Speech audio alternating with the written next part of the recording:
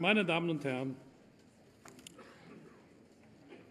auf unserer Ehrentribüne sind die Preisträger des Europäischen Bürgerpreises für dieses Jahr, die unserem Haus einen zweitägigen Besuch abstatten. Mit diesem Preis wird das außergewöhnliche Engagement für ein besseres gegenseitiges Verständnis und für mehr Integration in der EU gewürdigt. Heute um 17:30 Uhr findet im Yehudi Menuhin Saal eine Feierstunde zu Ehren unserer Gäste statt. Ich darf die Preisträgerinnen und Preisträger des Bürgerpreises herzlich willkommen heißen, meine Damen und Herren.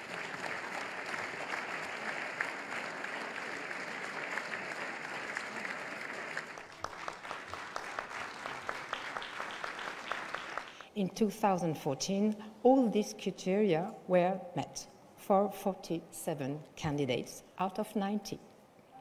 Helping the most vulnerable, fighting against fascism, racism, anti-Semitism, defending intercultural dialogue, campaigning for more tolerance, involving young people on European projects, improving a better knowledge of European laws, acting for freedom of speech. All these values are set out in your daily life actions. Despite the economic crisis and its deleterious effects, despite the rise of Euroscepticism, European citizens are still there to defend a European model based on rights, justice, and democracy.